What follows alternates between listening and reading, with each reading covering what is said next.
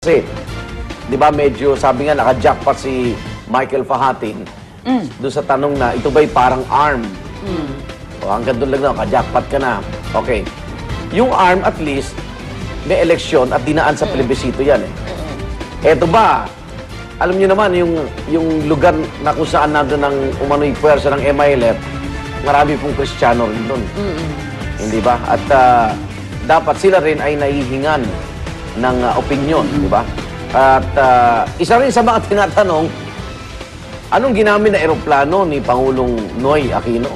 Wala din ba siya sa, commercial? Kung ito ay chartered flight, kung ito ay chartered flight, private plane, sino may-ari? Kasi dapat yung mga ganyan detalyado dahil pera natin yun, ng buwis ng tao. Pero kahit na pera natin yun, if it's going to bring about peace sa country, parang Hindi wouldn't ganun. that have been a Oo good nga, investment pero maraming mga anyway? bagay na kinakailangan sagutin mo eh. Transparent Dapat yung government. Kasi yung may-ari ba may kontrata sa gobyerno? Kahit naman magkaroon pa ng kapayapaan. Ba't mapayapa nga sa Mindanao ngayon Nanuntok lang yung mayor eh. Mapayapa sa Mindanao, wala mo tayo nakita kayong mga explosion o ano. Although recently, recently meron. Hindi, sa Cotabato na sa may mga Dinukot. May dinukot.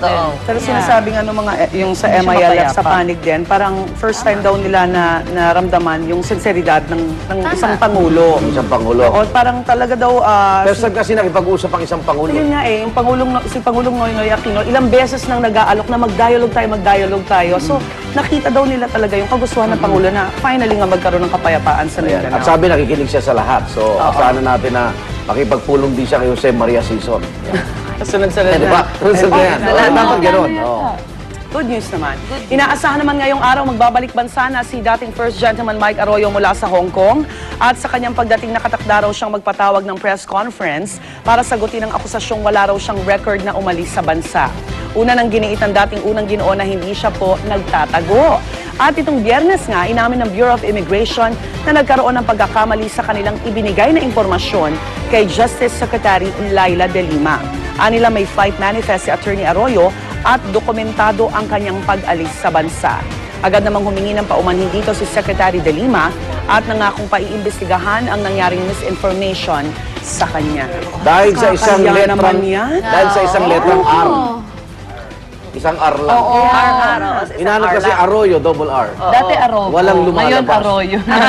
Single R. Walang lumalabas. So pala, single R. Nagkamali ng bigay na information Jahe, kay Jahe. Secretary De Lima. Nag-ano naman, Apologize. Minsan yung Maraming apology na mga ganyan, apologize hindi sa na acceptable eh, di Hindi, ba? kasi Dapat ano yun you eh, have nung to do your inanong job si well. Secretary De Lima, yun, binanggit pa na, so kung hindi siya, wala siya sa commercial flight, nag-chartered, pero wala din daw sa AAP, wala din record na nag-ano siya, so parang, baka nandito lang siya, so may Pero mga ganun. kumbaga, sa dami ng pinagtanungan na tao, ito yung chinek yung list na to, wala nakapansin na single R lang yung pinapahanap. Siyempre, hinanap Eh di yung pangalan na yun eh, kilala naman natin lahat. Nakakahiya. Hindi kasi computer, manifest. Manifest yun eh, pag Arroyo, oo. double, hindi talaga lilitaw. Oo, kasi double R eh. Eh, siyempre, lalabas doon, Pero dapat din Arobo. Single R nga siya eh, so hindi siya lalabas doon sa double R. Pero antayin natin kung baka nakabalik dito nang wala pa rin sa manifesto. Abangan sa Senado ngayong linggo. Oo, ngayon, Kung Thursday yun. attend. Thursday yun. Pwede bang hindi umaten? Matayog ang lipad. Pwede, ilang beses na naman Sa nangyayari bagay. yun. Pwede yun. Oo nga, matayog. Pwede hindi umaten, Meron na lang. pwede.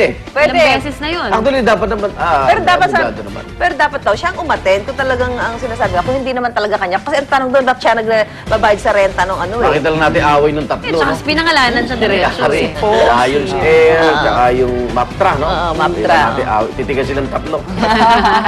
Sabi nga. Okay. Narito na. Ano, no? Matayog ang lipad ng helicopter. aeroplano ni FG. Okay. Pasadaran natin ng mga maksyon balita sa mga ito. Narito ang Ronda Reports.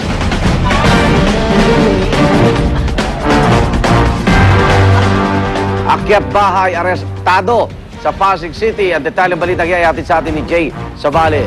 Jay! Igan, isang inihinalang miyembro ng Akyat Bahay Gang ang nasakote ng mga otoridad sa lungsod ng Pasig. Isa siya sa mga nanloob umano ng bahay sa Barangay Buting. 5 iba pa ang kasama niya. Sakay sila ng motorsiklo nang tumakas mula sa bahay.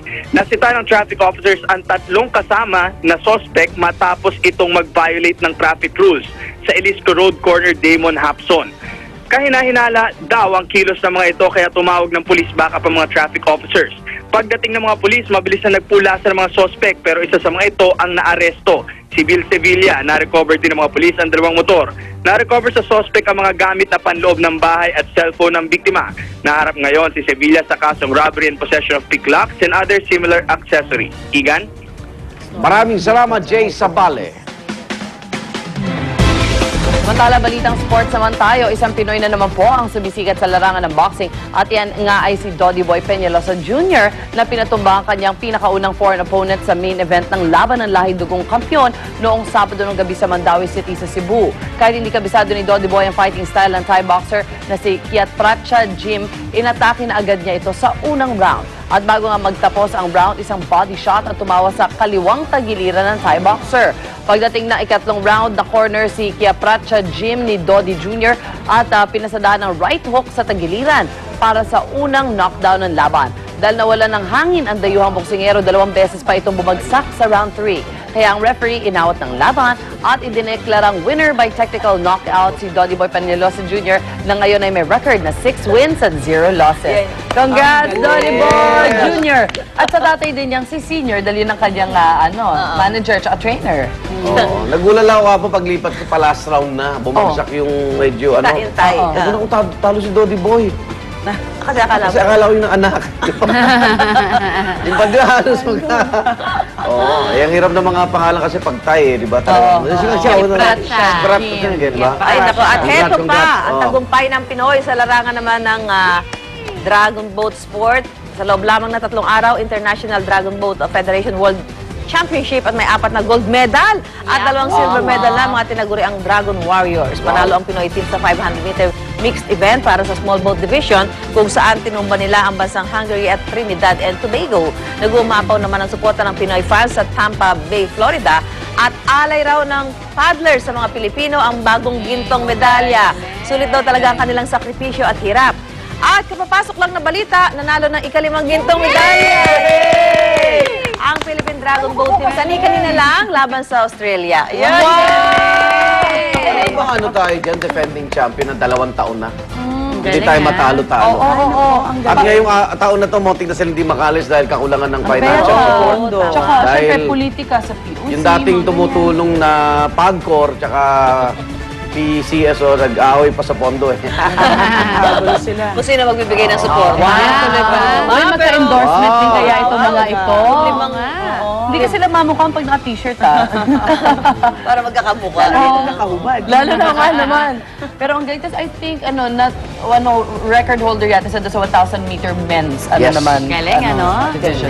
Galing. Go, guys. Kanina napakinggan tayo, Lamesa Dam na sila. Buti, Sa Lamesa Dam buti hindi sila sa Pasig. Dati Pasig River. Dati sila Pasig eh. River. Kasi nga, pero kasi nga parang may epekto daw sa kanila yung amoy. Oo, syempre. Oo. Eh doon sa lamesa naman. Mas maganda. Manila Bay, di ba? Nag-ano rin sila Oh, pero before. hindi na rin. Dahil Si Attorney Gabby sa pag-ari ng Maynila eh. Oo, a few May years contest back. si Mayor Quezzo dati. Ah, Sa okay. Maynila. Pero doon sa lamesa dam, parang napaka-conducive nung Conducive sa Ang training ganda nila. rin na. Congratulations, guys.